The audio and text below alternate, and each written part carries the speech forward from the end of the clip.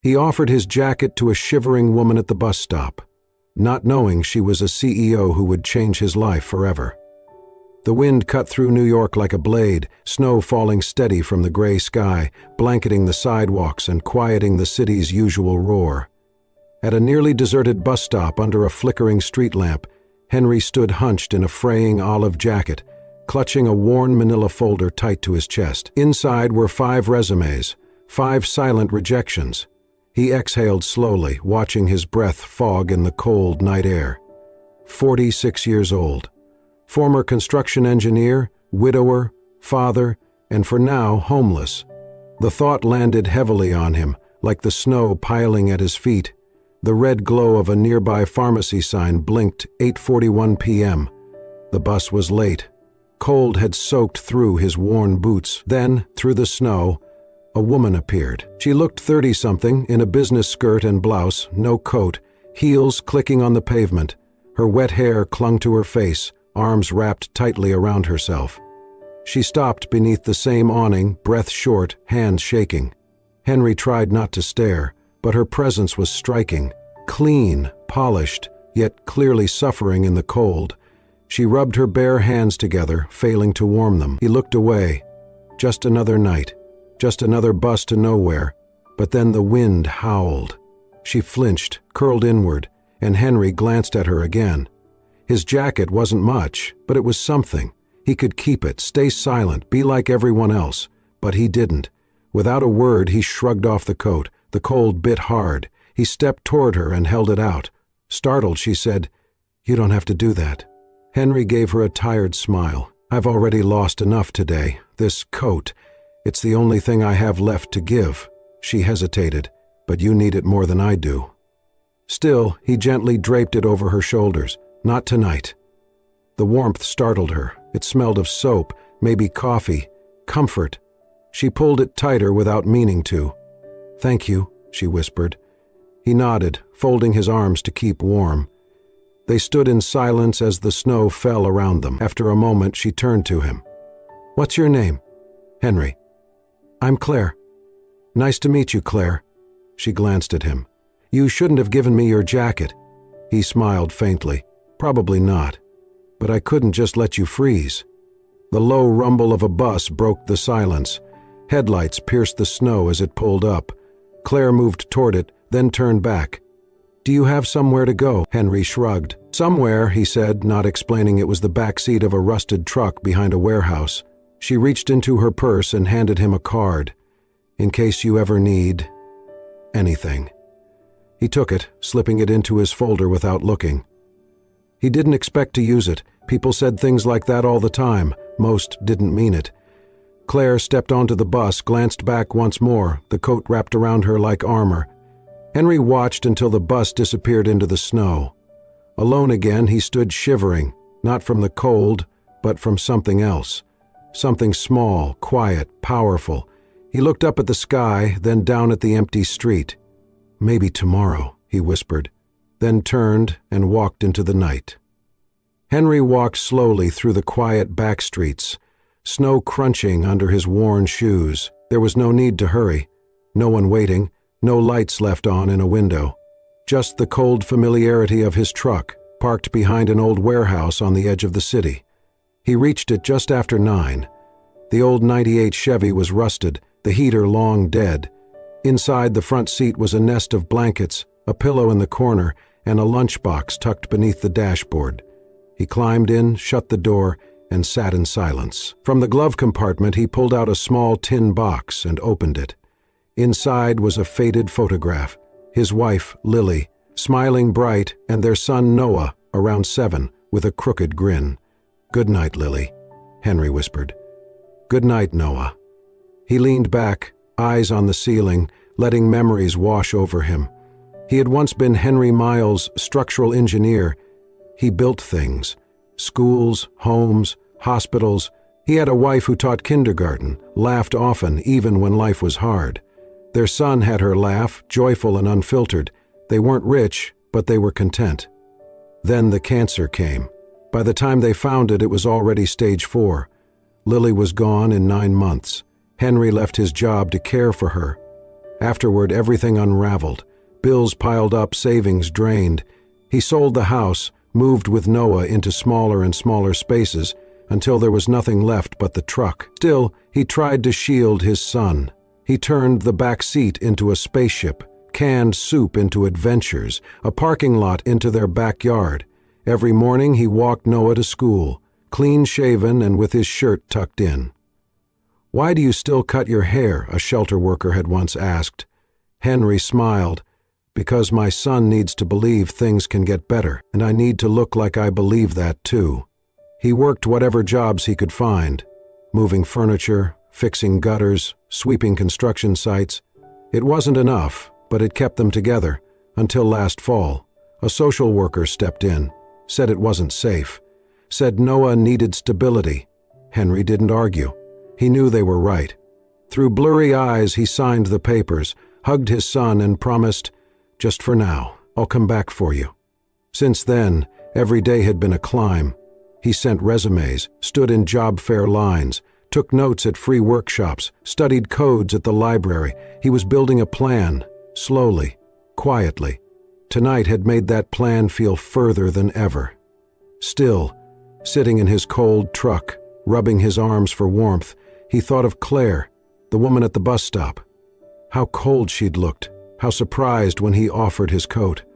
He didn't know why he'd done it, maybe because she reminded him of Lily, or maybe he just needed to feel like he could still do something good, that he was still the man who gave more than he took.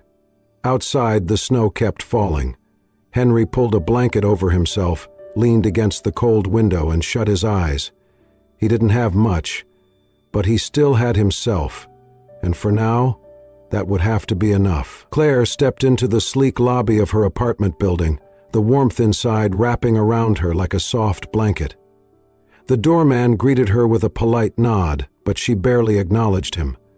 Her heels clicked softly on the marble floor as she made her way to the elevator, still wrapped tightly in the jacket the stranger had given her.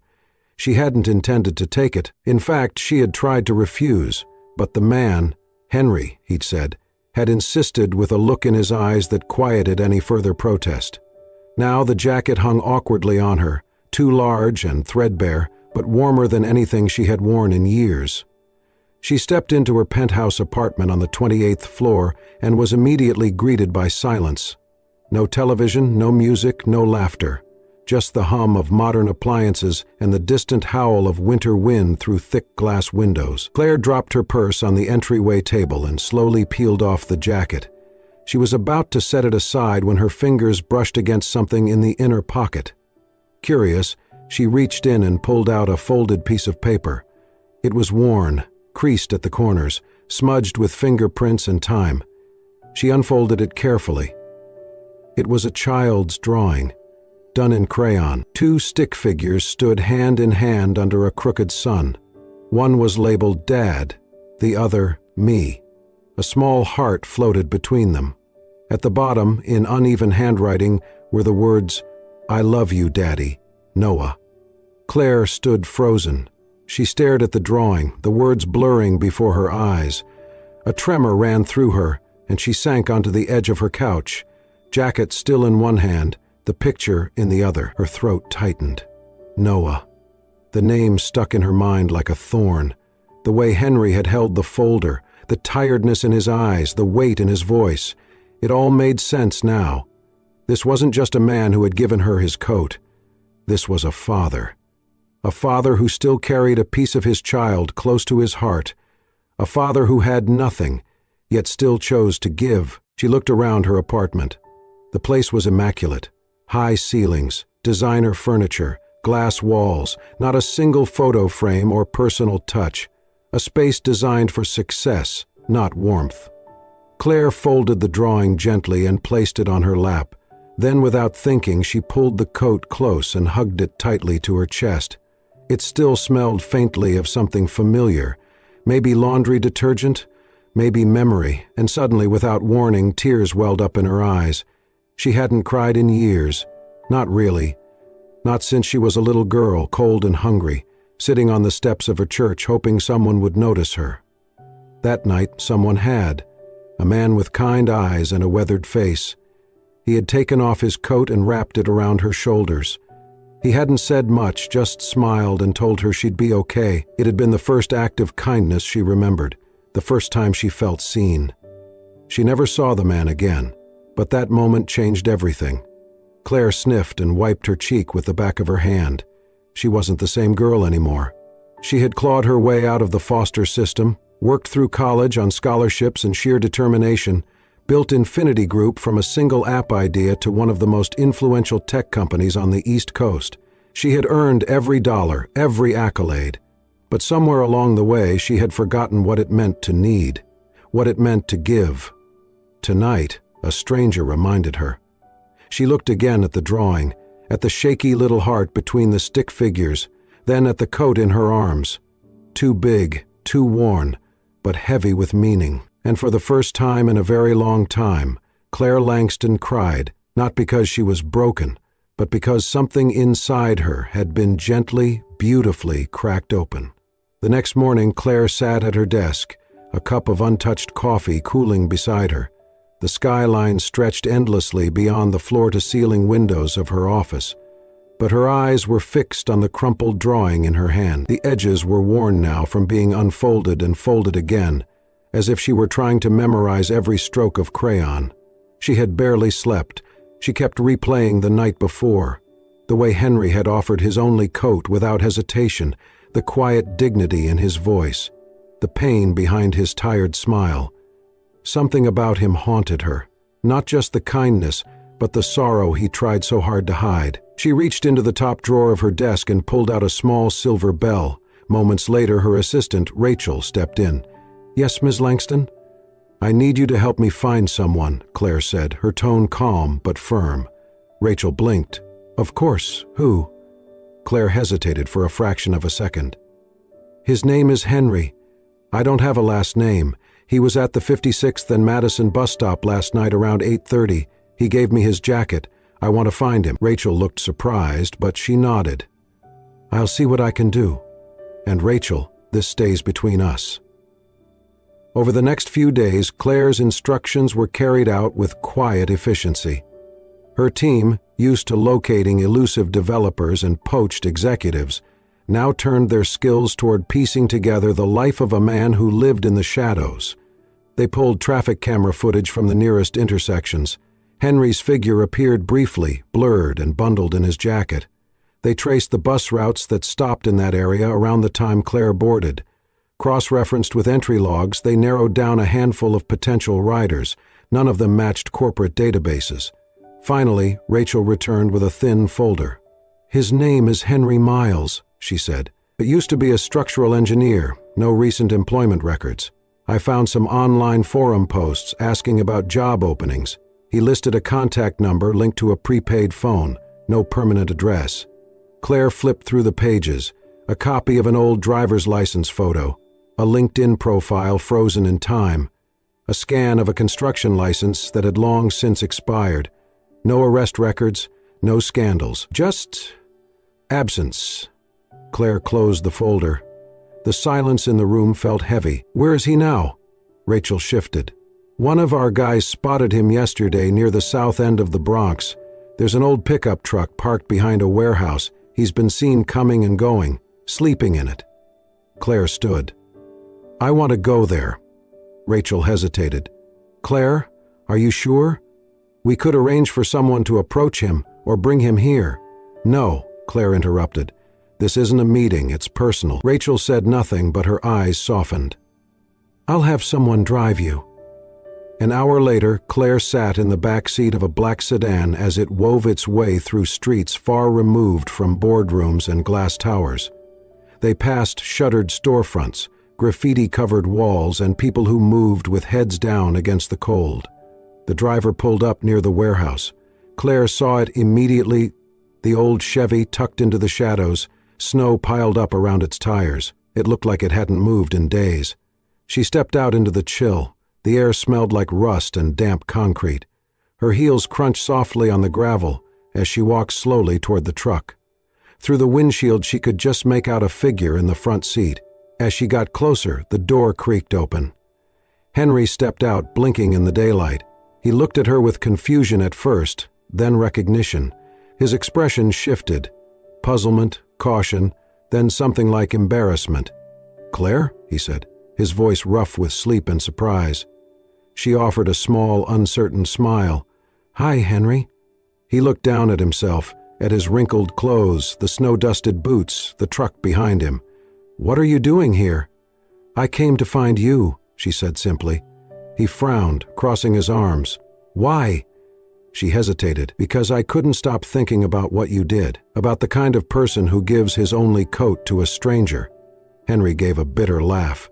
"You didn't have to track me down for that. A thank you card would have done the job." "It's not about thanks," she said. "It's about not letting something good disappear without being seen." For a long moment they stood in silence. Two people from different worlds, brought together by an unlikely act in a bitter wind. Henry finally exhaled. "You came all this way, just for that?" Claire nodded. "Yes, and maybe something more." The next time Claire saw Henry, he was bent over a stack of cinder blocks at a construction site on the edge of Queens. She had waited in her car for 20 minutes, watching from a distance as he moved steadily, silently, hauling, stacking, lifting, in the biting cold, with the quiet resolve of a man used to being overlooked. He wore a worn flannel shirt, the sleeves rolled to his forearms despite the chill, and his breath puffed out in visible clouds. His hands were calloused, nails dirty, but his movements were precise, efficient, purposeful. When he took his break and sat on a low wall with a plastic water bottle in hand, Claire stepped out of the car and walked toward him. Henry looked up and did a double take. He stood quickly, brushing dust from his pants. "Claire?" "Hi again," she said, her smile small, genuine. "What are you doing here?" She handed him a cup of coffee she'd brought with her. "Thought you might like something warm." He took it hesitantly, his eyes searching hers. "You really didn't have to." "I know, but I wanted to." They stood in silence for a beat before she added, "Would you come with me, just for a bit? I'd like to show you something." Henry looked down at his work boots, then back at the foreman in the distance. "I've still got a few hours on shift." "I already spoke to him," Claire said. "Told him you had an interview." His brows raised. "I don't have an interview." "You do now," she replied. Henry let out a short laugh, more surprised than amused. "Okay, let's see what this is about." They drove in silence. Henry glanced out the window, fidgeting occasionally, conscious of his appearance. Dusty jeans, rough hands, the faint trace of sweat on his collar. Claire didn't seem to notice. When they arrived at Infinity Group's downtown headquarters, Henry hesitated in the marble-floored lobby, eyeing the massive glass walls, the polished chrome, the endless buzz of people in suits. "I don't belong here," he said under his breath. Claire turned to him. "Just come upstairs." They entered a private conference room with floor-to-ceiling windows that overlooked the skyline. Claire offered him a seat, then closed the door and sat across from him. Henry cleared his throat. "So, what's all this about? Returning the coat?" Claire shook her head. "No, this isn't about the coat. I kept that. It's mine now." Henry blinked. "Okay." She leaned forward. "I didn't come to thank you. I came because you made me remember something I forgot. A version of myself I had buried under years of boardrooms and deadlines. You reminded me that real change doesn't always start with innovation or strategy. Sometimes it starts with kindness." Henry looked down. "Claire, I'm just a guy trying to survive. And that's exactly why I brought you here." She slid a folder across the table to him. Inside was a job proposal, a contract, a new position, cultural and human values advisor. Henry frowned as he flipped through the pages. "What is this?" "It's a new role, one I created. Someone who sits in on department decisions, training programs, development discussions, not to talk numbers or strategy, but people, values, compassion. You'd share your experiences, help shape the heart of this company." Henry laughed awkwardly, shaking his head. "Claire, look at me. I don't have a degree in psychology. I didn't graduate from Harvard. I sleep in a truck. You were an engineer. I haven't built anything in years." "You built a moment I'll never forget," Claire said softly. Henry looked away, overwhelmed. "This isn't charity," she continued. "This is a role only you can fill. You know what it's like to be invisible, to be passed over, and yet you stopped in the cold and gave your only coat to a stranger. That tells me more about leadership than any resume ever could." He opened his mouth, closed it, struggled for words. "I'm not qualified," he said finally, voice low. Claire leaned forward, her gaze unwavering. "You don't need a degree to teach people how to care, because you live it every day."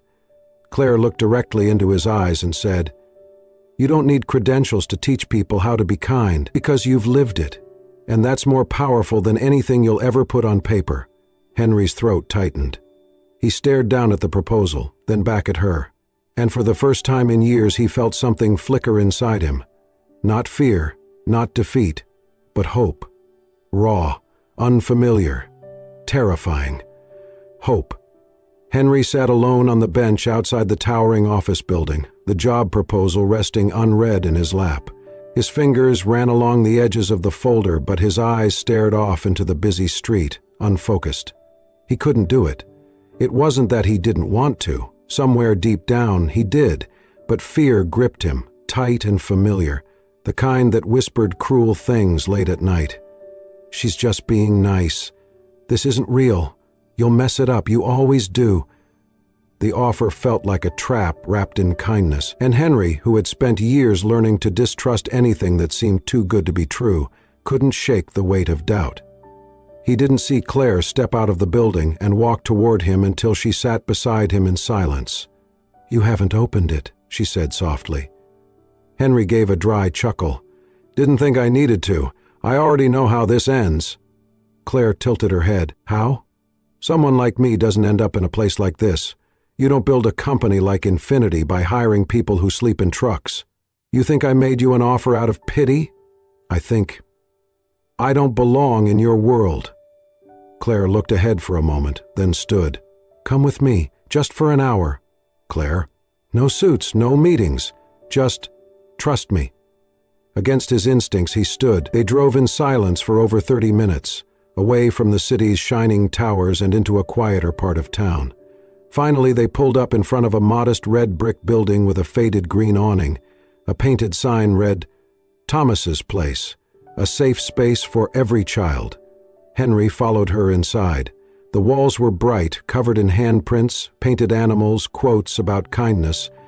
The air smelled faintly of crayons and warm bread. Laughter echoed from down the hall, high, joyous, unfiltered. Children. Claire led him past a community kitchen, a reading room, into a wide playroom filled with second-hand toys and handmade posters. Kids of all ages were sprawled across the floor, building puzzles, reading, playing. "This place," Claire said quietly, "was named after the man who saved me."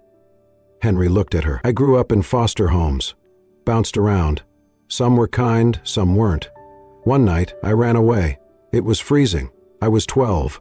I curled up outside a church, just waiting for morning." She paused. Her voice softened. "He found me. An old man named Thomas. He gave me his coat, sat with me all night. Didn't ask questions, just stayed." Henry didn't speak. He couldn't. "I never saw him again," Claire continued. "But that moment, it was like someone reached into the darkness and said, 'You matter.' I built this place because of him." She turned to face Henry fully. "And last week, someone else gave me a coat. Didn't know who I was. Didn't ask for anything, just gave." Henry swallowed hard. "You remind me of him," she said. "Not because of what you gave me, but because of who you are." They stood in silence, surrounded by the sounds of life and laughter. Henry's eyes wandered across the room, at the children playing, a volunteer tying a shoelace, a young boy reading aloud with too much energy. It felt warm, real. Claire touched his arm gently. "I don't need you to fit in a boardroom, Henry. I need you to remind people of this, of what it means to care." Henry didn't respond, not with words. His eyes were wet now. He looked down, trying to blink them away, but they came anyway. Quiet, unguarded tears. And then he nodded. Not for the job, not for the salary or the title, but because for the first time in years he felt it. He was still needed, still useful, still human. Henry stood motionless in the center of a room full of joy and laughter, a single tear trailing down his weathered face, not out of sadness, but from the profound relief of realizing he still mattered. Henry's first day at Infinity Group didn't start with fanfare.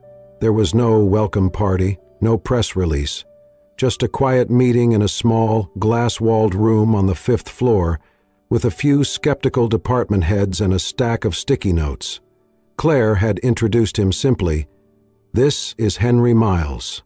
He's here to help us build something more meaningful than just profit." The looks were polite but uncertain, but Henry didn't flinch. He began by sharing his story, not the sob version, not the headline-grabbing kind, just pieces, honest pieces, what it felt like to lose everything, to wake up in a freezing truck, to walk into job interviews knowing your shoes had holes, to choose kindness anyway. At first, they listened with cautious curiosity. By the end of that first week, they were leaning forward. Henry had a way of speaking that didn't preach or perform. He asked questions that made people pause. "When was the last time you really looked someone in the eye? Do you know the name of the janitor who cleans this floor? What would you do if you saw someone crying in the break room?" He didn't come in with charts or data. He came in with empathy. Slowly, a shift began. One by one, employees started seeking him out. First the interns, then junior developers, then department heads. Some came to talk about stress, others about burnout. A few came just to sit quietly during lunch. Henry listened, and when he spoke, he didn't offer solutions. He offered perspective. "You're not broken," he once told a young programmer who confessed he hadn't slept in 3 days. "You're just tired. Being tired doesn't mean you're weak. It means you've cared for too long without someone caring back." That line ended up taped to office doors, printed on mugs, quoted in all company emails. Claire watched it all unfold from her corner office. She saw how break room chatter changed, how laughter returned, how productivity rose, not because of pressure, but because people felt seen. It wasn't long before Henry had an official space of his own, small, cozy, filled with plants, secondhand books, and a coffee pot that never seemed to empty. Outside of work, life began to rebuild in quiet, meaningful ways. With Claire's help and a small housing stipend from the company, Henry was able to put a down payment on a modest one-bedroom house on the edge of Brooklyn. It wasn't much, but it had a porch, a garden plot, and walls that didn't rattle in the wind. More importantly, it had room for Noah. Now in his first year at a local university, Noah had moved back in with his father. Their first dinner in the new house was simple, spaghetti and garlic bread, but Henry would remember it for the rest of his life. "You kept your promise," Noah had said that night, tearing up. Henry hadn't answered. He couldn't, not with words, but the look in his eyes said everything. As for Claire, she and Henry saw each other nearly every day. At first it was about work, meetings, strategies, collaboration. Then, without trying, it became more. They started eating lunch together, then walking to the subway together. Then weekend coffees turned into evenings spent watching old movies, talking about everything and nothing. It wasn't dramatic, it wasn't fast, it just happened.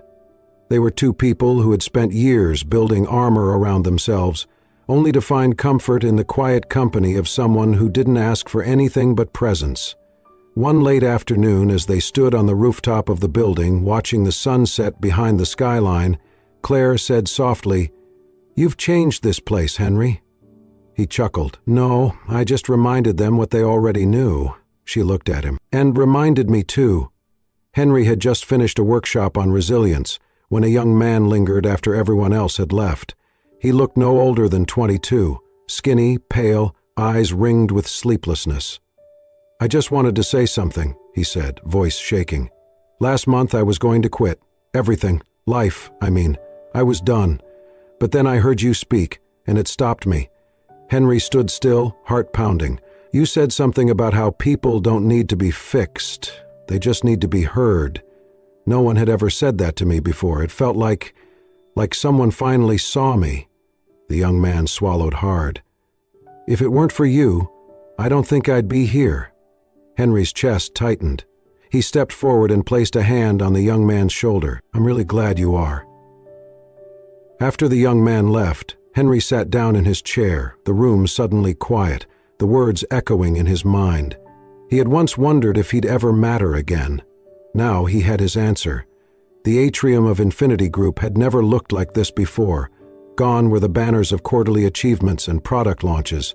In their place hung soft white drapes, strings of warm lights, and a massive sign that read in elegant lettering, One Kindness Day. Employees stood shoulder to shoulder, dressed in their best, not for business, but for something far more meaningful. On the center stage, Claire Langston stepped up to the podium, her eyes sweeping across the room. This day isn't about metrics, she began. It's about moments. The room quieted. A year ago, I was standing at a bus stop in the freezing cold, alone, tired, and more lost than I realized. And then a man whom I had never met did something no one else had that night. He gave me his coat. A murmur of recognition stirred through the crowd. Claire smiled softly. It was old, worn, but it was everything, because it reminded me that kindness, real kindness, doesn't wait until it's convenient. It shows up when the world least expects it. She turned to the easel beside her and removed the cloth draped over it.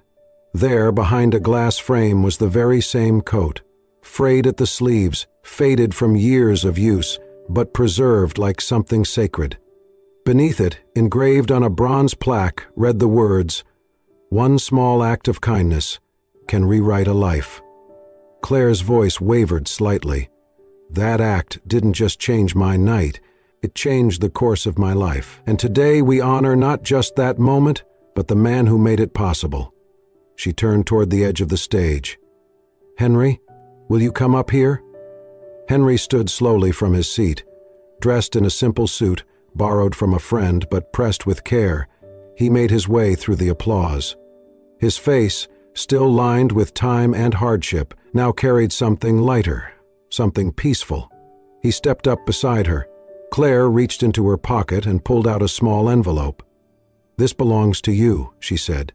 Henry opened it. Inside was the title deed to his new house, stamped and official. Gasps echoed through the crowd. Claire leaned in with a smile. No more sleeping in trucks. The room erupted in applause once again, but Henry held up a hand. I actually have something too, he said, reaching slowly into his jacket pocket. From it he pulled out a small box, simple, worn, clearly held onto for some time. He looked at Claire, heart pounding. You said this coat changed your life, but you changed mine. Gave me back my name, my son, a roof, and hope. He opened the box. Inside was a silver ring, not flashy, but shining quietly under the lights. I kept it in the pocket, he said, voice trembling, because if there's anything more valuable than this coat, it's you. Claire stared at him, eyes filling. Claire Langston, will you marry me? A beat of stillness, then she laughed. A soft, choked, beautiful sound, and nodded through tears. Yes, of course yes. The crowd rose in a standing ovation, cheers and claps bouncing off the high glass ceiling. 1 month later they were married. The wedding wasn't held in a grand ballroom or a 5-star resort. It took place at Thomas's place, the little red brick community center that meant the world to them both. Children made paper flowers. The chairs didn't match. The cake was baked by one of the interns from Henry's mentorship program, but the room glowed with something money couldn't buy. Claire wore a simple white dress, her hair loose. Henry once again wore that same suit. Noah stood at his side as best man. The guests were volunteers, co-workers, people from shelters, and dozens of young employees who once sat in Henry's tiny office searching for purpose. During the vows, Claire held Henry's hands and looked into his eyes. Once you gave me a coat, she said, her voice clear and sure. Tonight, I give you my whole life. Her words fell over the room like sunlight through a stained glass window. Soft, radiant, unforgettable. Henry couldn't speak. He just nodded, tears slipping down his cheeks as the crowd around them dabbed at their eyes. Laughter followed, music played. The reception spilled out into the courtyard, where children ran barefoot and strings of fairy lights danced in the twilight. Someone snapped a photo. Henry and Claire stood beneath the sign of Thomas's place, side by side, her head on his shoulder, his arm around her, and beside them on an easel stood the old coat. Silent, worn, and now immortalized. That image would go on to circulate online, shared, reposted, and talked about. A symbol not just of second chances, but of how something as simple as kindness could reach into the cold and rewrite everything. Sometimes, the smallest gesture, a coat, a smile, a kind word, can echo further than we ever imagine. Henry didn't have much, but he gave what he could. And in return, he didn't just change Claire's life, he found love, purpose, and a new beginning. Their story reminds us all, kindness doesn't require perfection. Just presence. Just heart. If this story touched you, if it reminded you that hope still lives in unexpected places, please like, share, and subscribe to Soul-Stirring Stories. Here, we tell the tales that warm the heart, restore your faith in humanity, and remind us what truly matters. Until next time, stay kind and keep believing.